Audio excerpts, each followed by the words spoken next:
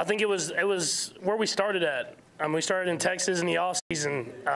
Meeting basically a brand new group of receivers and learning what they did well, learning what we could get better at, and guys leading from there, man. I thought the guys accepted the challenge. It was a crazy year, but we ended up on top, man. You can't ask for any more from those guys. When you had the scramble play, I'm wondering just how much was your ankle hurting tonight, and how much was it hurting on that specific play? I mean, it felt great until I kind of rolled it a little bit. I felt really good, and then that happened, and I had a lot of soreness going through into halftime, and was able to move it around and kind of get taped up a little bit and go out there in that second half. And it didn't feel good, but I was going to leave it all out there, and I'm glad it was enough for the win. Patrick, what does this mean to you in terms of Andy's success tonight, too, and your relationship with him? Yeah, I mean, he's one of the greatest coaches of all time, and I think everybody knew that. But these last two Super Bowls kind of cemented that. And to have someone that is such a great person who gets the best out of the players and to become men and players, you wanted to do that. You wanted to win those Super Bowls for them, and it was it's great that we did that. And like you said, man, we're not done. I'm gonna have them around here for a little bit longer at least. You mentioned the extended halftime helped you guys kind of rally and get your energy up. What do you recollect from the extended halftime? You probably worked for.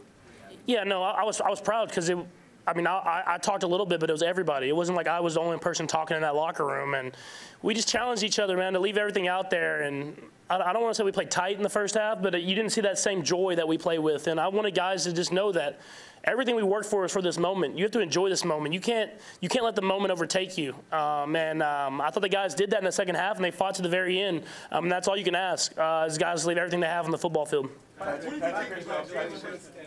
10 years ago, you tweeted, man, how awesome would it be to win a Super Bowl and say, I'm going to Disney World. Here you are going for a second time. How do you put all of this into perspective?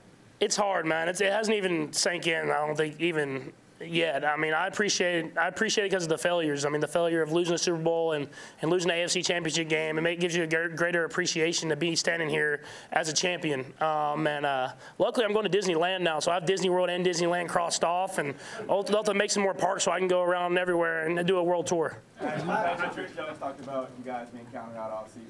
Does that make this win feel more special? Yeah, I think it does. I mean, I wouldn't necessarily say we were counted out, but I mean there was a lot more critics than there was the previous years I had been here. And I told them at the beginning of the year, I said, as long as Andy Reid's coaching, we're going to have success as an offense, and I trust in the leaders that we have on that defense. And so to go from a team that wasn't, I wouldn't even say majority picked to win the AFC West to win the Super Bowl, that speaks to the guys that we have in that locker room. How do you think today you look better than the week? You feel great, right? Yeah, I felt really good until I kind of aggravated it a little bit, but it was. I mean, you're in the Super Bowl. You can worry about getting it healthy in the off season. So I just kind of fought through, and we were able to win the game. How do you think Jalen Hurts' performance?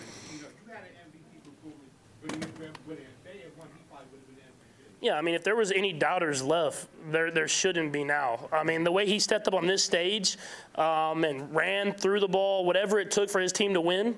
I mean, that was a special performance that I don't want it to get lost in the loss that they had. I mean, even whenever we got all the momentum in that game and we went up 8 points in the fourth quarter, for him to respond and move his team right down the football field and run it in himself for the 2-point conversion, it was a special performance by him, man. And I mean, you make sure you appreciate that when you look back on this game. Patrick, how would you describe tonight's win, and how would you compare it to your The first Super Bowl I thought was, I mean, obviously I didn't win it the first year that I started, but I thought the first Super Bowl was just kind of like, oh, this is amazing. Like, we won the Super Bowl. Like, this is happy. Like, just like a little kid winning a prize at the fair. I mean, whereas this one, you've dealt with failure. You understand how hard it is to get back on this stage and to win this game. I mean, I played in a Super Bowl where I got blown out, where it was I got all hyped up, and then you go out there and you don't do anything. And then I lose the AFC Championship game in overtime, when I thought we had a chance to win the Super Bowl that year. And have a full brand new team and have to go through the strain of being better and better every single day, it gives you a greater appreciation for winning this game. Patrick, do you feel like this is a greater achievement for the team than the last Super Bowl championship?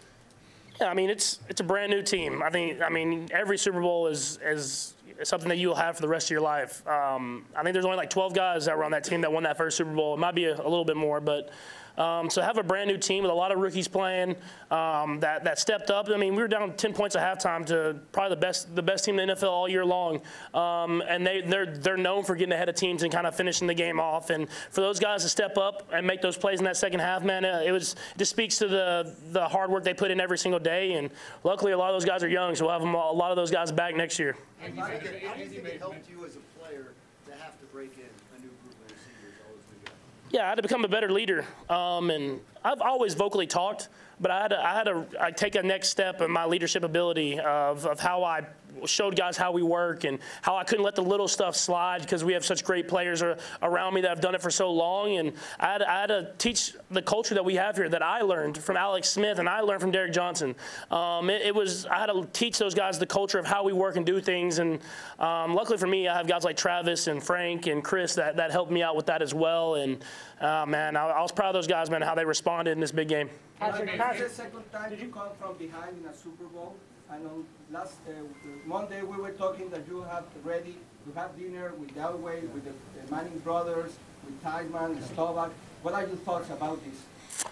Yeah, I mean, it hasn't even sunk in yet. I mean, to be down to a team like that and to come back and win the game, I wish I'd make it easier and not be down, but I feel like I play better when we are down. So I'll try to do whatever I can to learn how to not get in those situations and just start fast and finish faster. But I mean, you'll look back on these games the rest of your life, and you'll watch these games when they're on TV and stuff like that. And I'm just glad I get to enjoy it with some of the best men on earth. Patrick, a lot of guys that made plays. Did you have to get a pain-killing shot at halftime? If not, what sort of treatment did you get at halftime on the ankle? I did not get a pain-killing shot, but we did some stuff to get it ready to go for that second half. Andy mentioned a lot of different guys that make plays.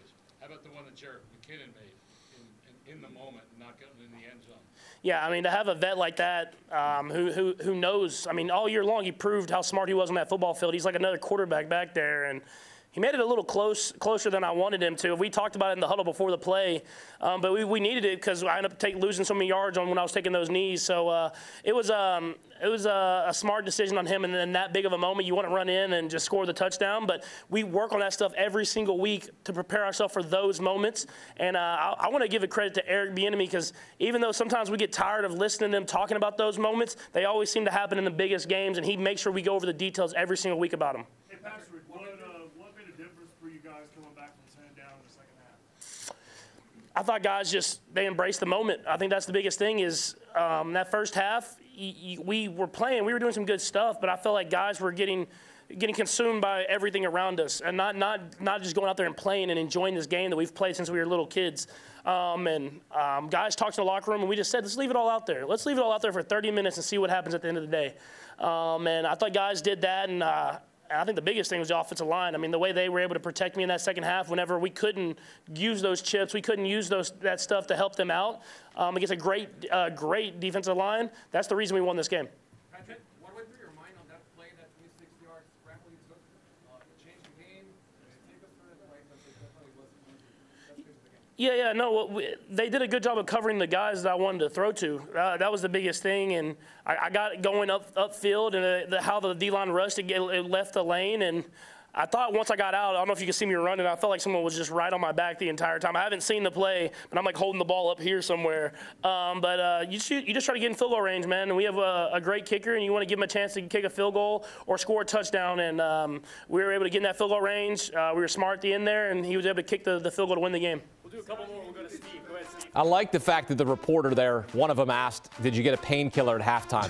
And Patrick goes, no, I didn't get a painkiller, but we did some stuff. Okay, all right, Legion, they did some stuff. Mike's secret stuff. Yeah, love your sauce. Hey, love your comeback kid in Kansas City. The second quarterback with 2 10-point comebacks in the Super Bowl, joining the GOAT, Tom Brady. Patrick Mahomes, 4-2. Down 10 points in his playoff career. I mean, this is the nickname. You know how we're always looking for a nickname for Patrick Mahomes? This is it, the comeback kid.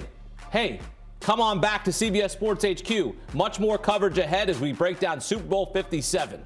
Do you want a sports network that delivers everything that matters about the game? The highlights, the picks, the instant analysis, no yelling, no fake debates, no politics. Hit the subscribe button and never miss a moment.